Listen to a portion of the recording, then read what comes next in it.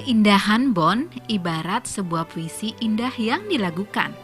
Ketika aku pertama kali menginjakan kaki di kota ini, yang pertama aku rasakan adalah getaran kreatif berkesenian dari warganya.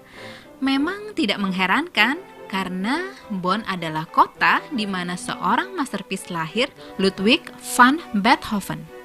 Maka aku pun menikmati rangkaian melodinya yang indah dalam sonata 14 ini yang sedari tadi menemaniku berjalan-jalan dari satu sudut kota ke sudut kota lainnya. Lalu aku sampailah di sebuah zentrum atau pusat kota. Aku memang sengaja langsung menuju ke tempat ini karena aku sudah punya janji dengan sahabatku Siti Asiyah. Ya, bagiku, Siti adalah seorang pengembara yang sewaktu muda berkelana menjelajah mancanegara untuk melihat keberagaman Islam di seluruh dunia. Dengan mengayuh sepeda bersama sang suami, Siti pun menjadi begitu memahami Islam adalah agama rahmatan lil alamin. Mbak Asia, Apa kabar? baik, alhamdulillah. Ketemu. Sehat. Iya. Kesini naik sepeda?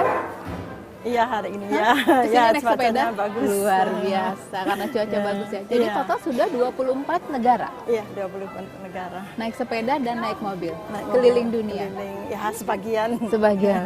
Subhanallah. Ya, saya sudah itu belikan. Menyiapkan ini ya? Puding, silakan. Anak-anak sekolah, Mbak? Iya. Lagi sekolah? Iya. Mungkin abis ini kita bisa ketemu sama anak-anak ya? Ya, asik. Sejak aku mengenal Siti, memang ada satu hal yang paling menarik dari perjalanan hidup perempuan yang pernah kuliah di IKIP Muhammadiyah Yogyakarta ini, yakni tekadnya untuk melihat Islam di seluruh dunia.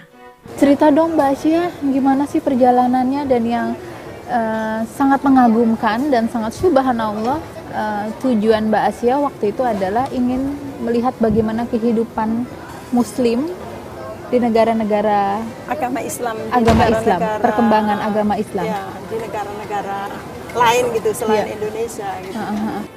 Ya awalnya kan saya kuliah terus jadi ditawari untuk ke luar negeri untuk keliling dunia. Jadi terus saya ambil saja, tapi untuk keliling dunia itu pakai sepeda.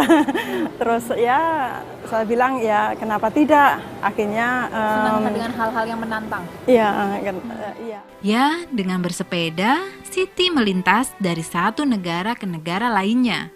Sebuah perjalanan yang awalnya tak direstui oleh orang tuanya. Awalnya memang bermasalah dengan keluarga karena saya seharusnya kan kuliah gitu, kenapa mau malah jalan-jalan. Terus akhirnya ya dengan perjuangan yang tekad yang tinggi, akhirnya ya orang tua juga memperbolehkan untuk keliling dunia, tapi asal menikah gitu kan. Kalau tidak menikah tidak boleh, maka kita menikah. Setelah menikah kita beli sepeda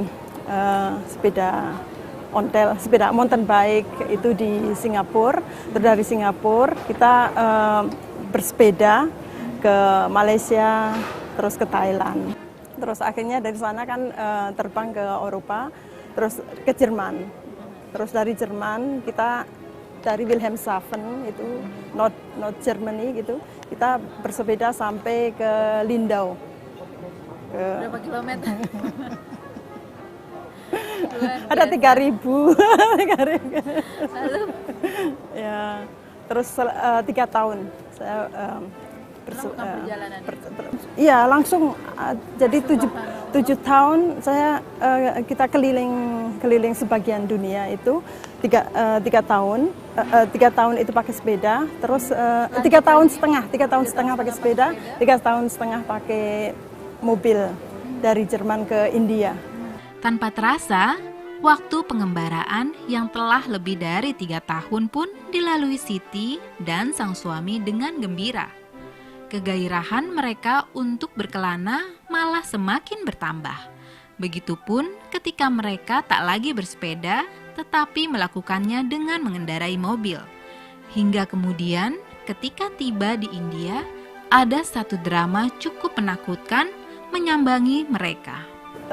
di India itu kita tidak bisa balik ke Jerman lagi. Saat itu ada itu grense apa itu namanya, bordernya Iran, Irak itu kan lagi ditutup.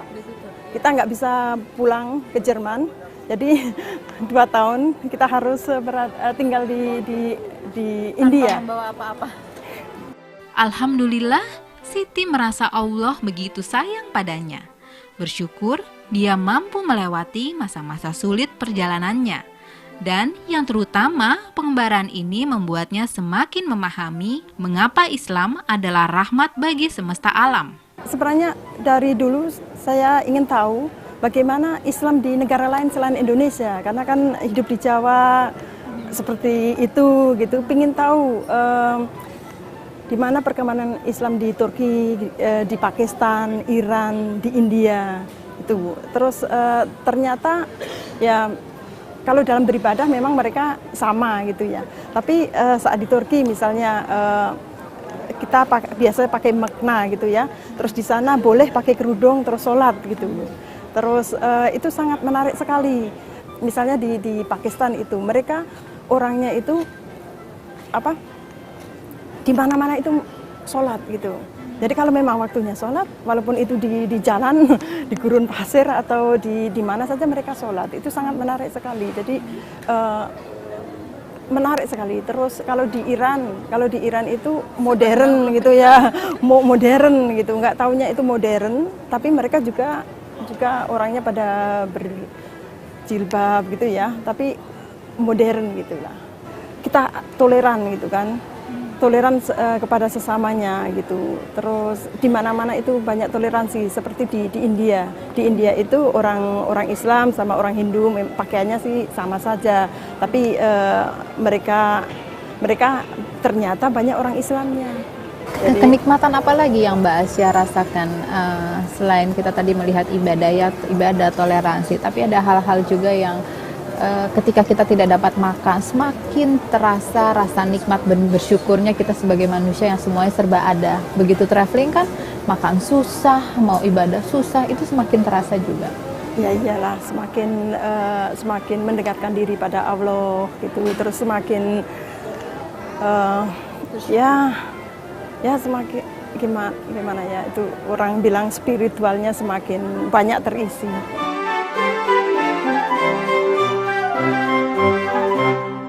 وَمَا أَرْسَلْنَاكَ إِلَّا رَحْمَةً لِلْعَالَمِينَ.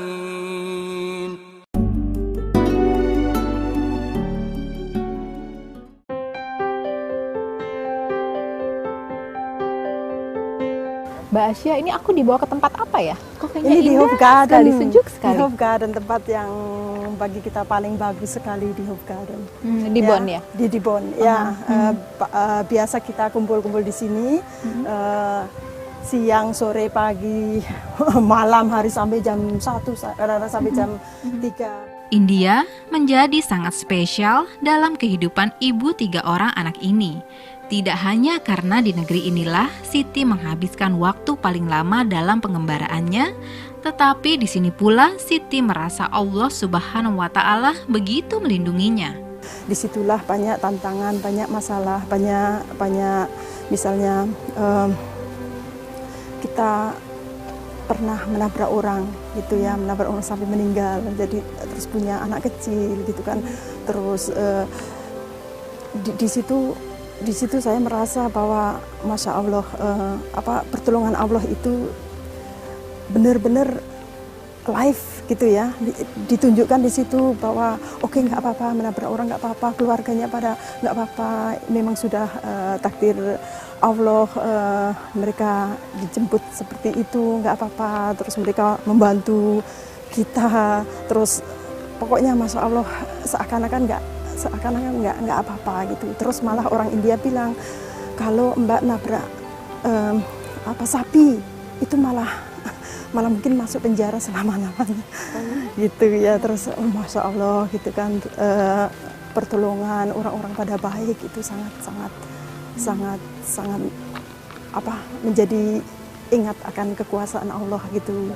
Seperti ini ya, nikmat Allah. Kalau memang Allah mau memudahkan kepada umatnya, ya hidup itu bisa mudah. Tapi kalau Allah memang sedikit ada orang yang bilang ini kenapa mempersulit, juga hidup kita juga sulit. Ujian itu juga ya, pasti akan datang yang kita tidak pernah tahu kapan dan di mana.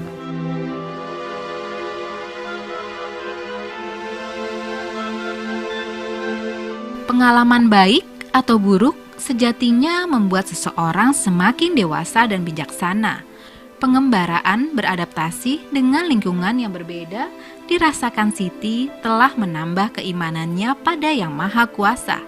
Dan ketika ia menginjakan kakinya di tanah Jerman, Siti merasa bahwa sebetulnya Islam sudah hadir di sini sejak ratusan tahun lalu. Yang belum hanyalah iman. Pengalaman saya di Jerman itu lain lagi dengan di India. Kalau di Jerman itu saya dulu selalu sholat tiap waktunya gitu ya. Terus di mana-mana saya ada tempat ini pas zuhur di kota, saya tanya sama pemilik toko, boleh nggak saya sholat di sini? Itu 20 tahun yang lalu. Terus yang punya toko tidak apa-apa. Wah, mereka menghormati sekali. Terus saya dikasih tempat di toko itu di pojokan, ya. Terus saya sholat di situ. Terus di mana-mana pas waktunya sholat, entah itu di jalan, entah itu di mana, saya sholat di situ. Kalau wudhu kan bisa kadang-kadang ada air pancuran, ada ke toilet gitu. Saya juga bertanya. Terus apalagi melihat saya pakai sepeda, orang pada ngasih makanan, ada ngasih minuman, terus ada yang ngasih surat gitu, juga ada kasih surat gitu. Karena kadang-kadang saya lelah duduk gitu kan. Terus ya di situ gimana ya, masya Allah, sangat senang sekali bahwa di negara yang muslimnya itu minoritas, tapi toleransinya sangat tinggi sekali. Peristiwa itu salah satu sebab yang membuat Siti jatuh cinta pada Jerman, sehingga ia memutuskan untuk tinggal di negeri Bavaria ini. Akhirnya tahun 2010 itu ada anak-anak mulai besar harus masuk sekolah. Terus disitulah Keputusan tepat harus diambil, tinggal di Indonesia atau pulang ke Jerman agar tidak terlambat gitu, karena ada sulflih itu harus anak-anak itu harus ke sekolah, kalau tidak kita punya masalah dengan polisi. Akhirnya kita kembali aja ke Jerman. Saya bilang ya udah 2 tahun saja kita coba, kalau 2 tahun sukses ya di sini nggak apa-apa. Sukses itu apa? Saya bilang sama suami, saya ingin di sini mendirikan satu yayasan pendidikan sosial budaya. Kalau itu sukses di sini, saya punya kegiatan yang seperti di Indonesia atau hidup seakan-akan di Eropa tapi seperti di Indonesia, saya nggak apa-apa tinggal di sini. Dan alhamdulillah kita itu pertama mendarat, jadi boyong dari Indonesia itu ke Aachen gitu. Terus wow, di sana menarik sekali kota, tempatnya di mana Pak Habibie dulu studi kan. Terus banyak orang Indonesia. Saya memilih tempat di sana karena sebenarnya tidak mau tinggal di sini gitu. Jadi pengennya biar dekat dengan orang Indonesia atau dengan Holland, mungkin karena butuh makanan Indonesia terus bisa belanja ke sana gitu. Akhirnya ya disitulah kita pindah. Terus suami juga kerja. Terus di situ ternyata banyak orang Indonesia. Terus jadi betah di situ. Well, Siti is a very talented person. She can cook very well. She can speak very well with persons. She organizes parties. She plays also guitar and sings very well.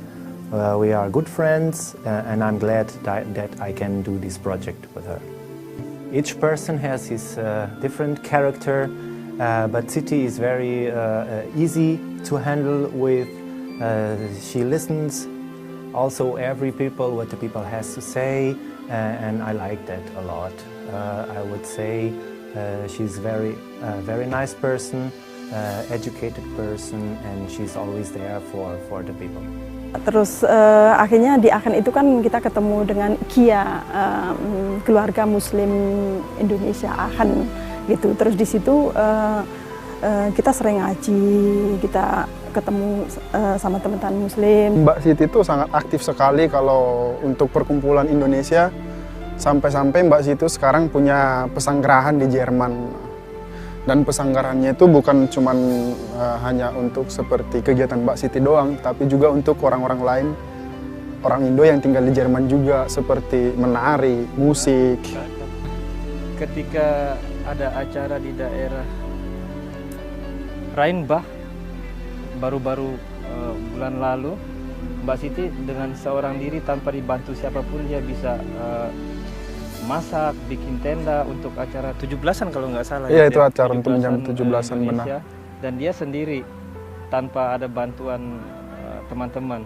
Dan itu luar biasa karena dia harus ngantar anak dulu ke sekolah segala macam, belum lagi ngurus suaminya. Iya, benar luar sekali. biasa.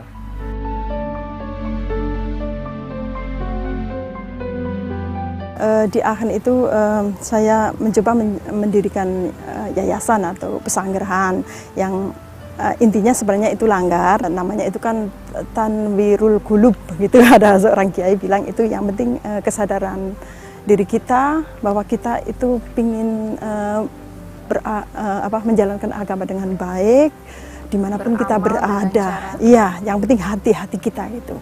Hati kita itu bagus, namanya pesanggaran nggak apa-apa gitu. Terus akhirnya disitulah mengawali saya mendirikan Pesanggaran Indonesia gitu. Mbak, udah waktunya makan siang nih. Mungkin kita ngobrolnya dilanjutin sambil makan siang ya. Ya, dengan senang hati karena teman-teman saya sudah menyiapkan makanan siang untuk di kebun itu. Ya, kita biasanya makan di sini. Kadang-kadang sore hari itu ada Sam, ada Koko. Ini berarti di kampus apa tadi namanya? Universitas Bonn. Ya udah, berarti kita langsung ke sana ya. Ya, mari.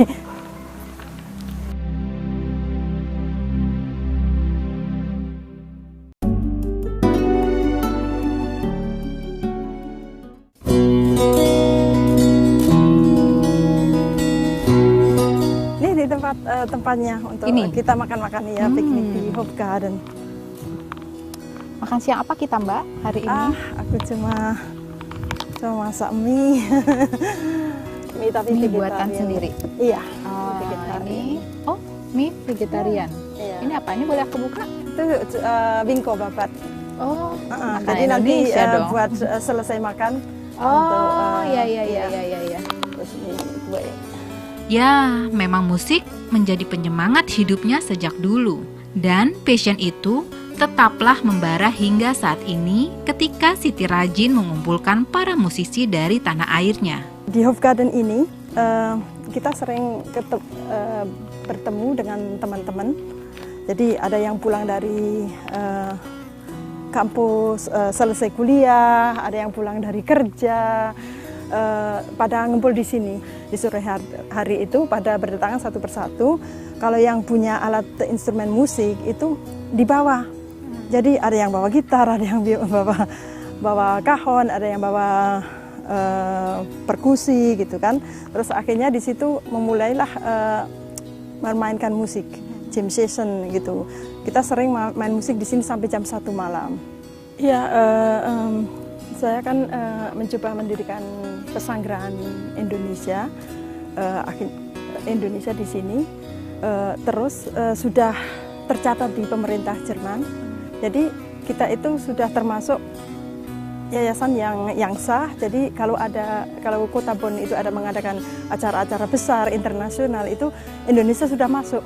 Yang kemarin itu acara Begegnung Fest itu dari 180 yayasan di Bonn, di Bonn internasional itu kita sudah termasuk, ada namanya, kita boleh jualan, kita boleh presentasi kultur kita.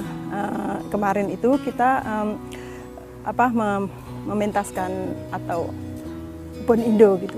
Ya, saya sebenarnya selama traveling itu jalan-jalan, saya melihat bahwa orang Indonesia itu banyak punya potensi berkualitas, entah itu otaknya, entah itu seninya, keahliannya. Terus saya itu memang ingin sekali mengangkat mereka untuk jangan disimpan gitu, bakatnya jangan disimpan. Walaupun saya sendiri itu ya bisanya sih sedikit-sedikit, tapi kalau saya mungkin kalau saya bisa ingin apa ya, ingin menunjukkan gitu, tapi karena nggak bisa, makanya saya pingin kenapa kalian bisa nggak maju atau kalian tunjukkan, karena mereka memang bisa. Menurut Siti, selalu banyak ide dan cara untuk bermusik dan menularkan kegairahan bermusik.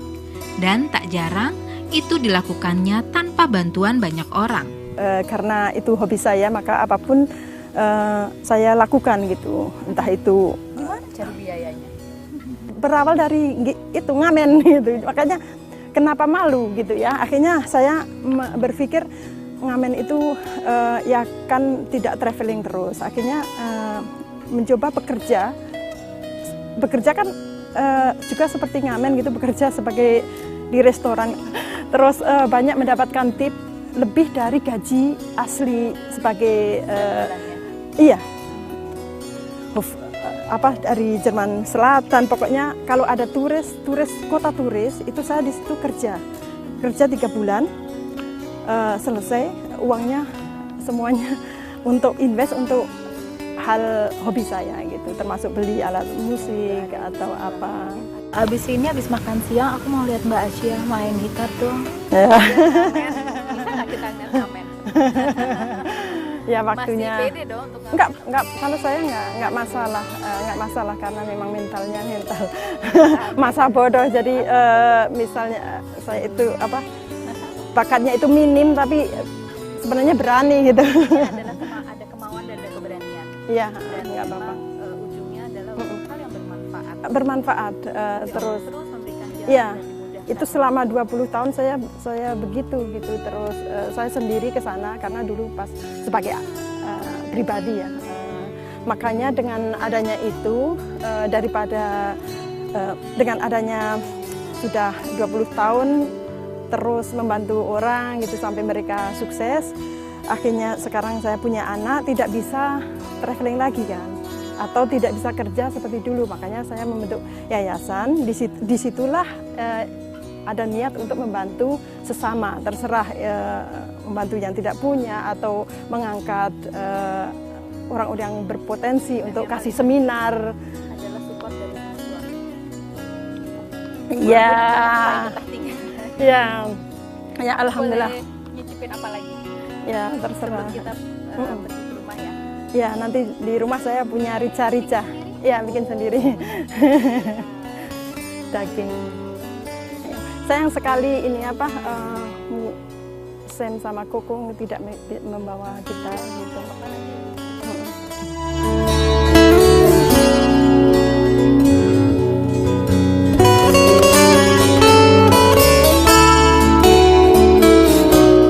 Bertemu Siti seperti bertemu seorang sahabat muslimah dengan gairah bermusik dan berpetualang yang tak pernah padam.